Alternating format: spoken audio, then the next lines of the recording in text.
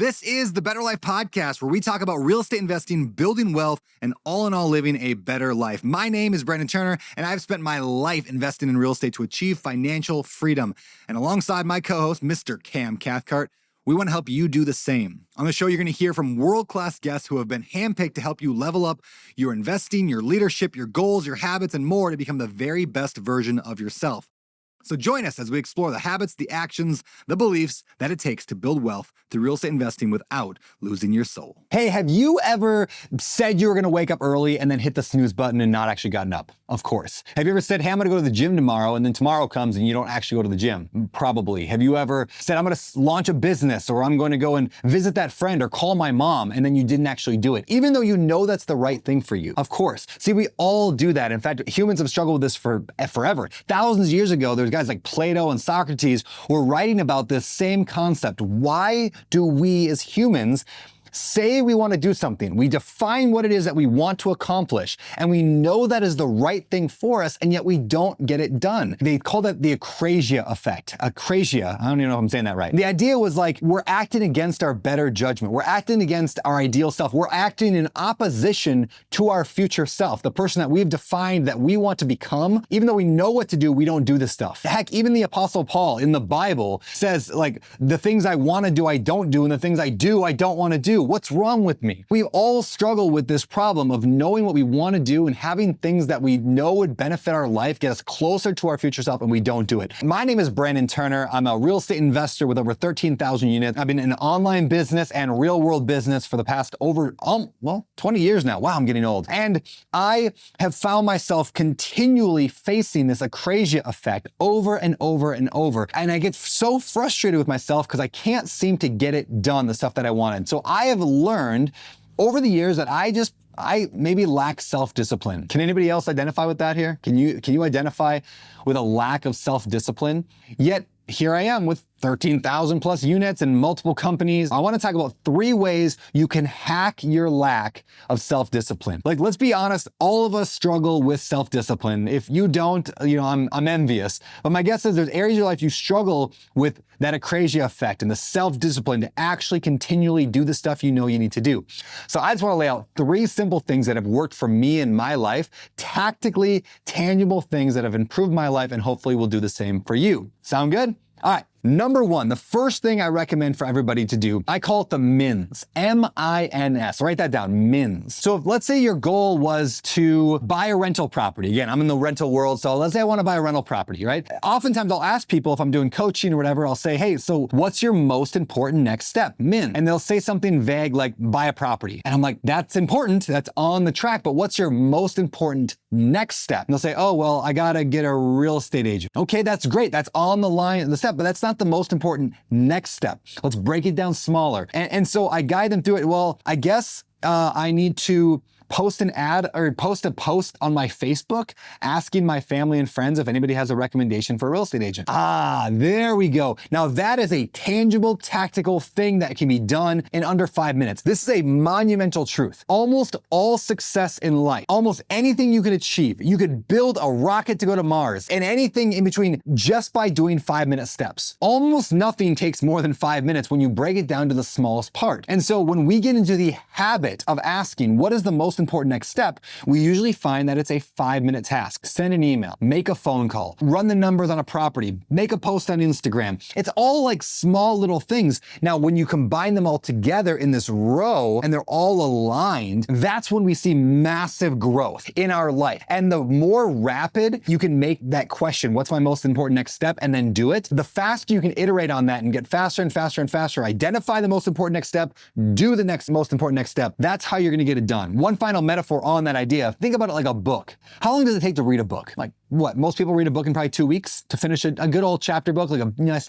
personal development book. But does it really take 2 weeks to read a book? Of course not. You read for an hour, you put it down, you pick it up like a week later, you read for another 45 minutes, you put it down for 3 days, you pick it up for another, hour. And after a few weeks, you finish the book. But what if you read just simply 20 minutes every day? You'd probably finish it in what, a week? What if you read for 20 minutes every 3 hours? You'd finish the book in 1 day, maybe 2. The point is, these little chunks, when we can just stack them together by asking ourselves, what is the most important next step, and then scheduling that or doing it, the more rapid we can do that, the better success we can get, and the more we can overcome the Akrasia Effect. Number 2, I love this concept of tracking habits. So tracking your habits. There are things that we do that lead to the results we want. We often call them in business lead measures, right? If I wanted to buy a rental property, I would make more offers. I would analyze more properties. If you wanted to blow up your Instagram account and make it a big Instagram account, you would do certain things. Post 3 times a day. You would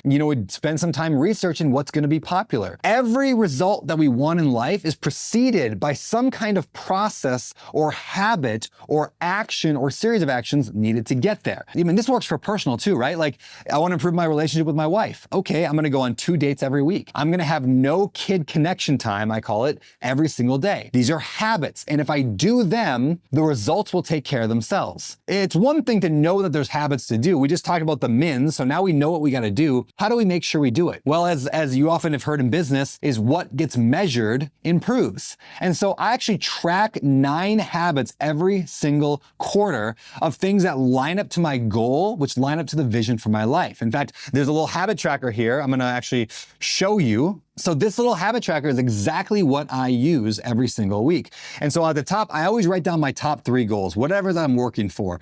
Some specific, measurable, attainable or actionable, depending on how you look at a SMART goal, relevant, time-bound, you get the idea. So what are the goals I want to work at? Again, let's go back to the analogy I've been using already, which was buy a rental. Buy a rental. Don't mind my bad handwriting. And then I won't worry about the weekly one, but that's just, what's one thing I can do for sure that has to get done to get this goal. But I got my 3 goals, number 1, number 2, and number 3. But then I write down my habits, and it might be date night with the wife. It might be analyze a deal, might be post on Instagram. And then all I do is I set a target. How many times in a given week do I want to do this action or this habit? Oh, I would like to do a date night 2 times a week. I want to analyze a deal 5 times, and I want to post on Instagram 12 times. Now I've got a target. Now throughout the week, every morning, this is 30 seconds of work. I simply check or dash. Did I do it or did I not do it? So every day I check, and maybe multiple checks on one day, maybe not. So by the time I'm done with my week, I now have a bunch of checks and a bunch of dashes that I can add them up and say, hey, I got my 2 out of 2 date nights. Oh, I analyzed only 4 out of 5. But hey, I did 7 out of 12 of my Instagram posts.